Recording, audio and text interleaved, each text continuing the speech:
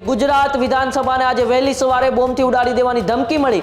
આજે 9 વાગ્યાનું વિધાનસભાનું સત્ર હતું, એ પણ તાત્કાલિક રદ કરવામાં આવ્યું છે, એટલે કે સ્થગિત કરી દેવામાં આવ્યું છે। તમામ ધારાસભ્યો મંત્રીઓને અત્યારે વિધાનસભાની બહાર કાઢવામાં આવી રહ્યા છે, સાથે સાથે અધિકારીઓને પણ બહાર કાઢવામાં આવી રહ્યા છે અને બોમ્બ સ્ક્વોડની સાથે સાથે પોલીસની ટીમો પણ અત્યારે મોટી સંખ્યાની અંદર ગુજરાત વિધાનસભા પહોંચી ગઈ છે।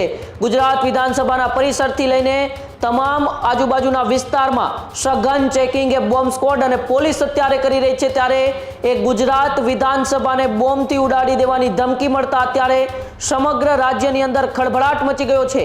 એક બાજુ બજેટ સત્ર ચાલે છે, એટલે તમામ ધારાસભ્યો, તમામ મંત્રીશ્રીઓ એ બજેટ સત્રને લઈને વિધાનસભાની અંદર હાજર હતા, તો બીજી બાજુ અનેક એ સામાન્ય લોકો છે એ પણ દરરોજ વિધાનસભાની મુલાકાતે આવે છે। મીડિયાના મિત્રો હોય, એ કેટલાય અધિકારીઓ હોય, પોલીસ કર્મીઓ હોય, એ અન્ય જવાનો હોય, તમામ લોકો એ વિધાનસભાની અંદર બજેટ સત્ર હોવાથી અવર જવર શરૂ હોય છે, પરંતુ આ બધા વચ્ચે જ્યારે બોમ્બથી ઉડાડી દેવાની ધમકી મળી છે ત્યારે વિધાનસભાની આસપાસ પણ અત્યારે દોડધામ મચી ગઈ છે। લોકો તાત્કાલિક વિધાનસભાથી બહાર નીકળી રહ્યા છે।